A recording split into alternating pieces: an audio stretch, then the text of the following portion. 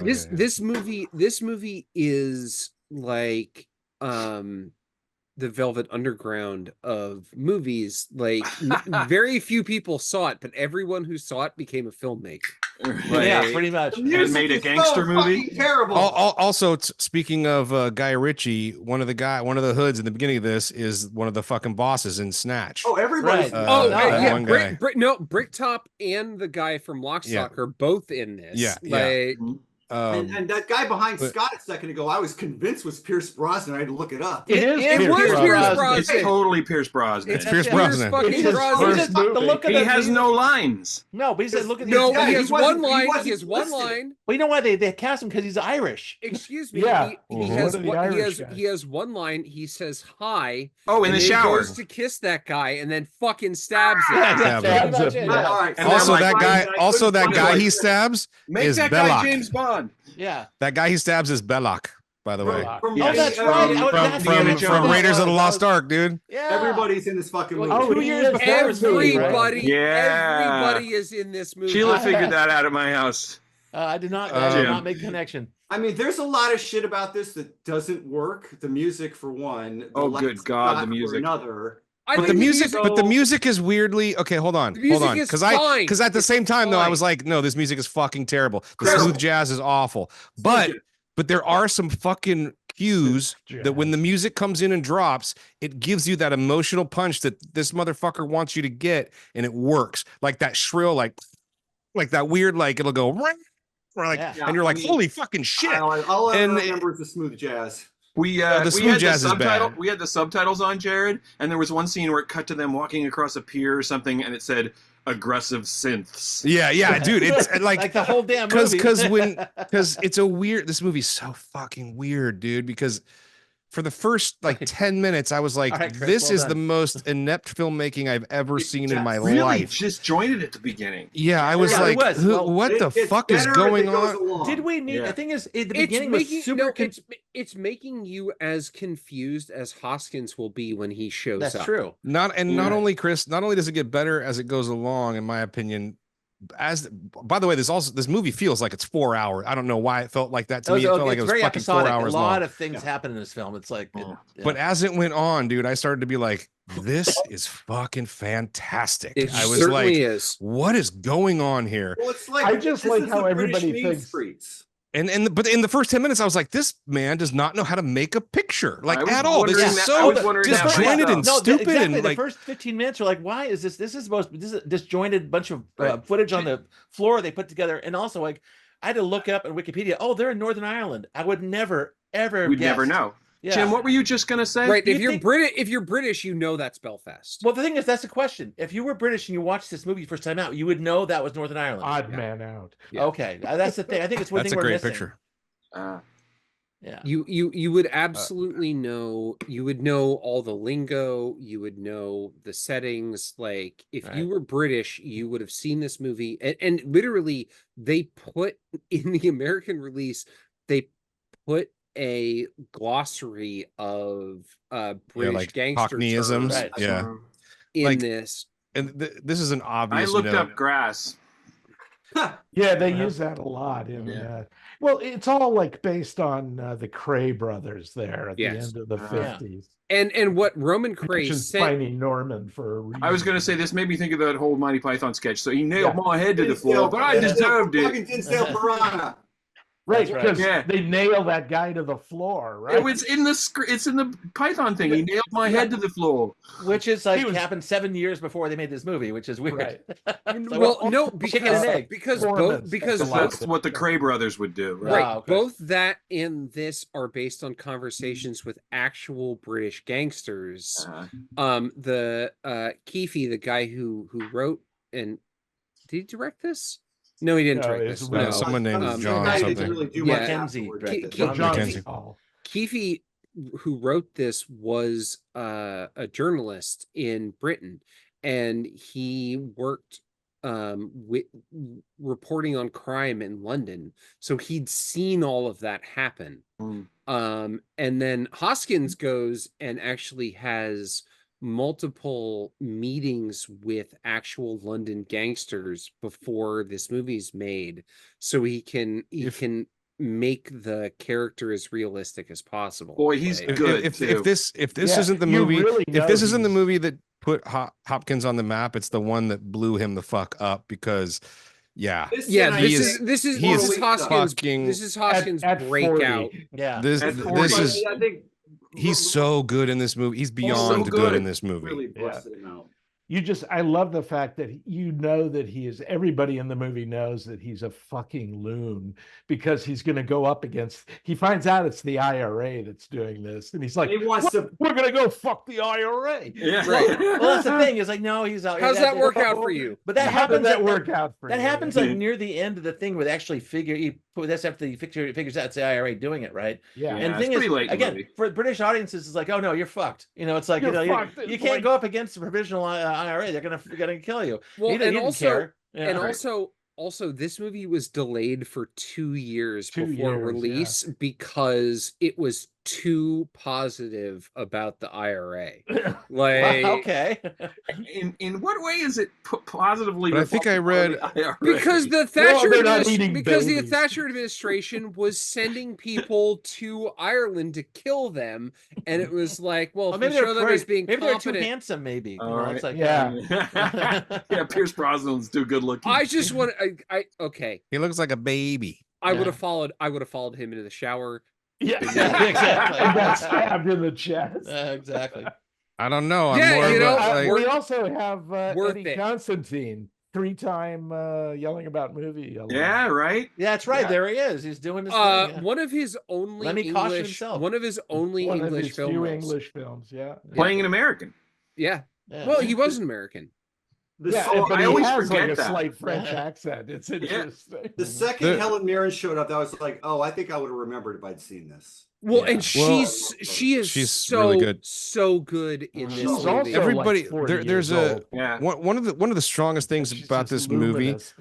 This movie's really shot oddly too. I think you could probably count the amount of close-ups in this movie on one hand, because there just aren't It's almost any. like a TV movie. It's cheap as fuck. The whole film. Well, it was financed by ITC, who owns ITV, and they wanted to make this a television movie. That's right, and it looks like it really lives in mediums and wides, right? And then George Harrison shows up. And George Harrison is like, I'll pay to distribute this. Like, I'll pay $305,000 or whatever it was to distribute the movie. A year after Life of Brian. That makes sense. So even though the technical filmmaking isn't, doesn't have a lot of flash or anything, the strength of this movie really is the characters and the performances. Oh yeah.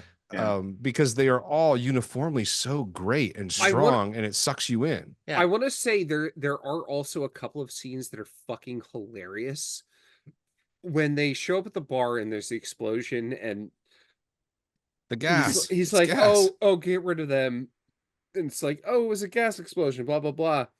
Yeah, natural gas. And they go upstairs. They go upstairs, and the guy's fucking putting out the burning curtain. Yeah. And then the fucking the fire truck shows up as they're leaving. Right. It's just like, oh yeah, the fire department's here now. Oh yeah, it doesn't have any. Where someone like Guy Ritchie, who obviously has probably seen this movie 1,000 times. This movie, right? Yeah. Shocking. So we're shocking. where Guy Ritchie though is trying so hard to be fucking cool, and sometimes he really is. This movie is trying not to be cool at all and just fucking is, because it just is. Like, it's gritty. It's very gritty. One of the reasons why this movie is fucking cool is because the characters and the story in this are not afraid to admit that they fuck up, that they don't know what they're doing, or that they have embarrassing things, or that they're vulnerable. Everybody's not while also cool. being tough, right? Like there's not it's not no supposed supernatural to be cool guy. Like even Get Carter had that problem in terms of like having this cool like guy I thought of Get Carter a lot competent. actually during this. Yeah. Yes. And behind Chris there, that's one of the best scenes. Yeah. That's pretty hilarious. This part of the upside down dudes, that was great. Yeah. That was really good. The reverse of I just had it up a second ago. He keeps looking up at his shoes. That must have been a bitch to shoot. Some guy like upside down with a camera. That guy was really upside down too. Yeah, they had to keep holding the actors up so they didn't pass out. Oh yeah, yep. Right. You know, I do that. I'll tell you, you can't do that now. I'll tell you that. There was a whole thing at the end of my movie where we were gonna have people upside down, and we ended up using a dummy because it was just a big fucking thing, and you just can't even. No. And first of all, or second of all, actors are just. Come on. Anyway, they're not made of the tough stuff they used to be. How's that? Use the P word. No. So anyway, the C word. I don't know. The scene all of the above, Jim. The scene that broke through with this for me is that one of the things about this film is it's kind of like you're watching this kind of gangster manipulations and discovery, and this guy is going to take on the world, and he's like this tough. Hubris. What does it look like? Hubris. Well, he's very proud. really Then he has a moment. Then he has a moment near the fucking end Krauts. he has a moment near the end of the film with his girlfriend, and she just starts crying, and he says, "I don't want to die. I'm afraid." Oh well, she and it was like that moment cut through all the bullshit of this movie. It's like this is about some poor person who realizes whatever's going on is so dangerous, you're going to get killed. Scott, it's like, hold on. Before that, he throws her down on the couch, and she's just like, "I'm not like those other people. Don't treat me like one of your goons." Yeah. Right. Don't treat me like one of your goons. And she's definitely, she has power over him, and not in a cliche way, like in a very real relationship they actually do love each other. And he has well, he actually comforts her at some point. He has that moment of like, oh, I fucked up. Right. And I mean, when he gets in the car after he kills that dude, she cradles him like a baby. I mean, it's like. I know. But I said that the scene I'm talking about, at that point, it's like this character, you don't see characters hitting their breaking point, right? And she did. She was like, "This is it. I can't give you anything." But you also don't see characters like her. You don't see characters like her being depicted so smart. No. She's not a bimbo. No, she was like a partner. She was like a right-hand man to him in a lot of ways. She was good. Or confident. She's very confident. And she makes a decision in that dinner scene at the restaurant to tell them what's they were onto it anyway. They're like, we know what's going on. Yeah, so she decides, okay, I'm just going to tell you everything. Why'd you tell him? And then she goes back to Bob Hoskins and makes a very good case. He says, "You're telling me that you just gave this all away," and she makes a very good case for why she had to do it. And he's like, he accepts it. Okay. Yeah. He says, "Yeah, okay, yeah." I mean, in a lesser film, he would have just beat her up or something. Okay. Can we talk? And also in a lesser film, she would have fucked that dude in the elevator, and she didn't. That's true. Oh, that scene is so good, where she's just like, good. "Oh, Saved by the Bell." Yeah. Saved by the Bell. What's that guy's name? Jeff. It's like up to that point he was Mr. Cool, and then when he said, "I want to lick every inch of you," it was like, right, I want to lick you all over. Like, you're not cool anymore. Well, it's a good line. It just should have been delivered by a more handsome actor. It's just British. It's people like that. It's very specifically. Like it's very specifically. Fuck this guy in particular. Yeah. And then when Hoskins stabs him to death with the bottle. Yeah. He's upset about it, and we as an audience, he just killed his buddy, and we as an audience are like, we're like, right move. That was the right move. But he calls him son and stuff. I mean, he's very close to that. That reminded me of a story of like about Hercules, where he killed his lute teacher because he couldn't learn a certain song. He couldn't tune his lute. Couldn't tune his lute right, so he actually ended up killing him. And it's not a matter of him being evil. It's just people like these are just excessive. Well, too emotional. Yes, he's too much violence in him all the time. What did he say to him? They're just too emotional. What did that guy Jeff say to him though when he says, "Man, they shouldn't be trusted with power." There's that scene where Hoskins is like putting on his coat. I think they're on they're on the boat still, and he says, "How are you so fucking cool? You're still so relaxed." And he's like, "What do I? I'm on the winning team. I'm on the winning team." Yeah, that's what. That's right. And although,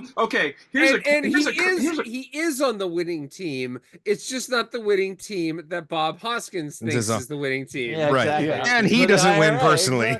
No, he doesn't win personally, but the team wins. But the team wins. Yeah.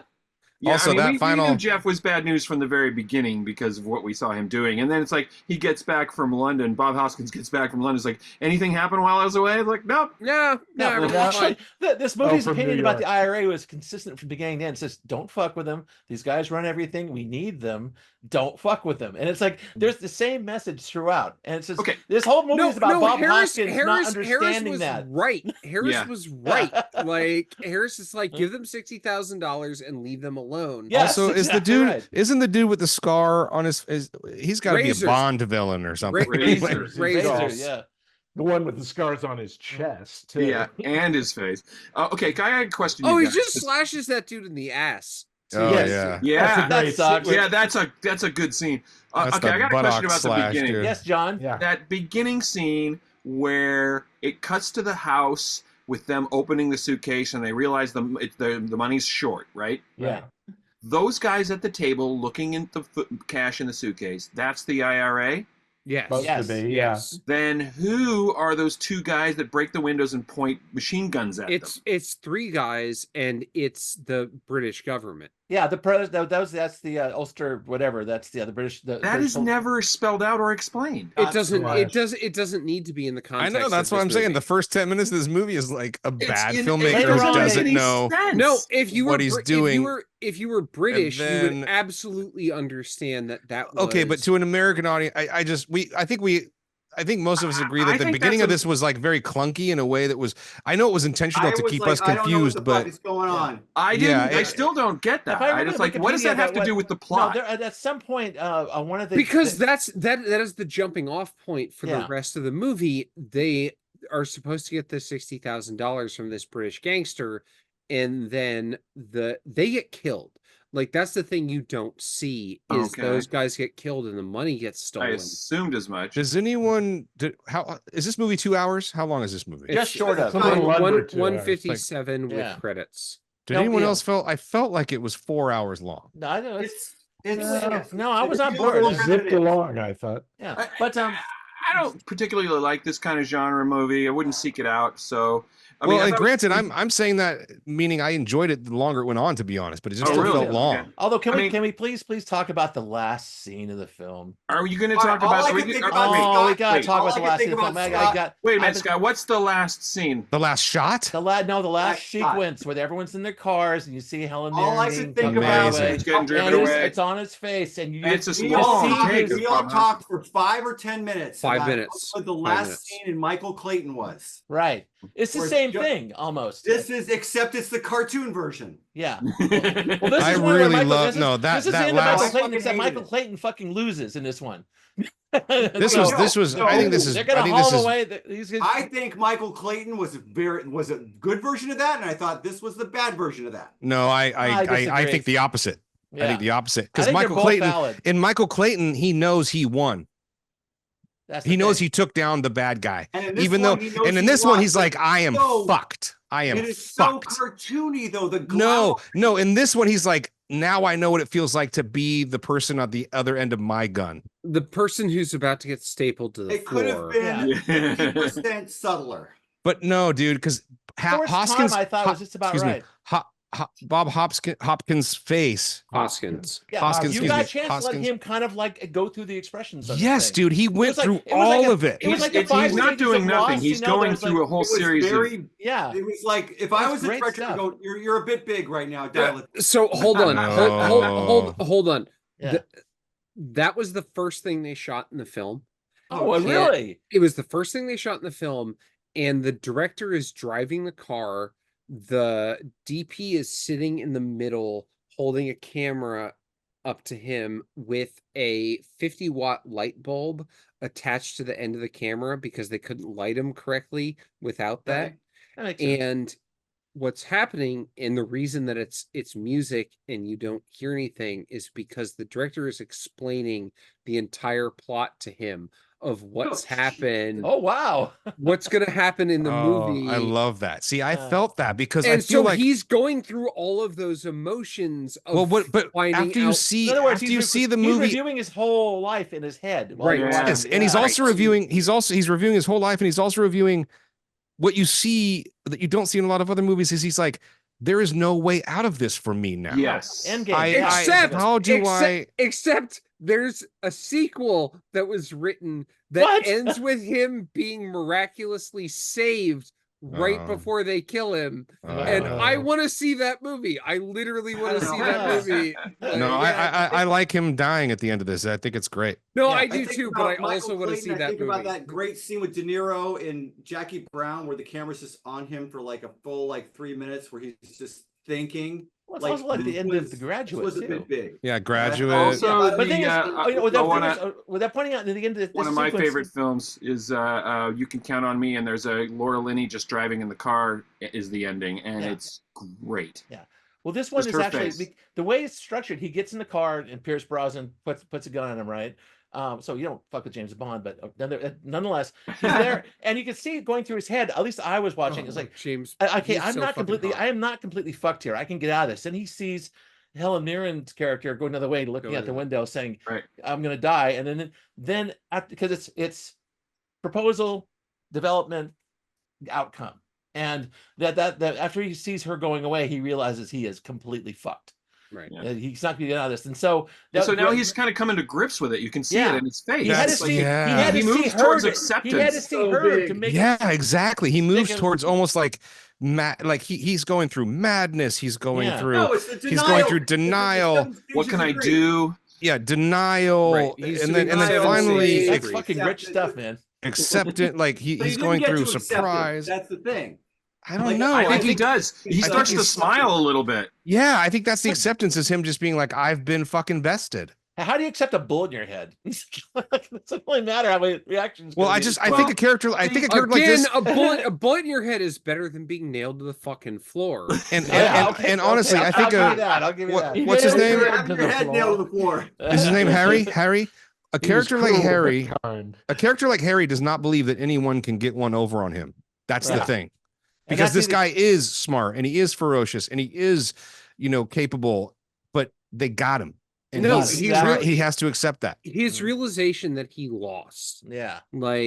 That's kind of why I wish they had made the sequel, is what if you get this guy all the way on the back foot and he has to come back? But I do like that it's like, no, you're actually the person who loses now. Yeah, that's true. Oh, I'd love to if at the end they turn on Oxford High Street and then hear that music, da da da da da, and the A-Team come in and rescue him, and BJ Baracus tears the door off. I've never not wanted the A-Team to show up in a movie. So this is one of those movies though. It's rare that I see a movie where I'm so not on board when it starts and then so in love with it by the time it ends. Same here. And that was this movie. I also want to point. I was more like this. I guess with it. I also want to point out that Bob Hoskins has always been the same age. Oh, you saw that post too. Yeah. It's true though. He's always been the same age. Right. The same amount of hair loss. He's never. Right. He died in 2014, looking exactly like he looked in 1980. And he is. And I'm a little stouter. I'm not gonna. He's like a cockroach. I think he's underrated too. Yeah. He's fucking incredible. Yeah. I think Jim is dying. Anyone who doesn't think that Bob Hoskins is a great actor is fucking insane. Just ask Roger Rabbit, man. It's like the film actually made him crazy. Apparently, having to talk to imaginary objects for a while, and it's like started seeing weasels and everything. He started hallucinating after a while. But Jim, take your corner.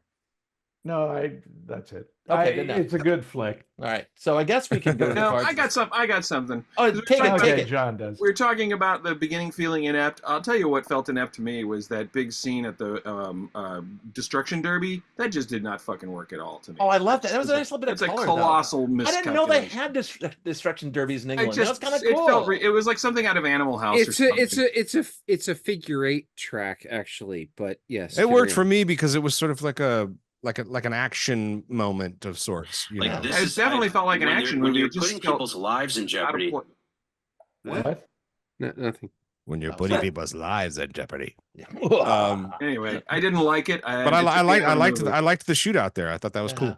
See, I like to see a little American culture in a movie. Me too. Why bring them $16,000 and then shoot them all? I didn't get that's always that's a question, John, for any. They do this a lot in gangster films. They'll bring the money And then they shoot him. Then they shoot him. It's like why'd you bring the money? Why don't you just shoot him? You have a double disposal problem. You gotta get the money back, and you gotta get rid of the bodies or whatever. No, you gotta because do, right? it puts them it puts them at ease. Yeah, it disarms them. So They go, the money really is here. I guess it just seems like a unnecessary. You open it up and there's like, haha, you're dead. No, well, Bob Hoskins was kind of. It gave him time. It gave him a window of time because it's like we're gonna count this, and Bob Hoskins is like, okay. Yeah, knock yourself out. I'll watch the Demolition Derby for a while. He knew they were going to count it, which gave him time to have them killed. Get all his men in place, right? Yeah, I admit, I'm the opposite, John. I thought that scene was fun because it was just that wonderful junky kind of like working class British thing going on there. You don't see that much. It's always like high tea and pinkies up. This is like a bunch of blokes going out, see a bunch of cars all smashed together. Yeah, it's like that's fun, you know. They're all from the East I dig that. All right, now okay, we gonna. Did we do thumbs yet? No, not yet. Oh, okay. I enjoyed it, despite its many flaws. I enjoyed it. I can see this film was very influential. Yeah. I think it's definitely influential in the gangster genre, obviously, and I feel like, again, going back to Guy Ritchie, who, you know, I am a fan of a lot of his films. Gangster movies try to be so fucking cool, and this was proving from an early point on that you don't have to try so hard to be fucking cool.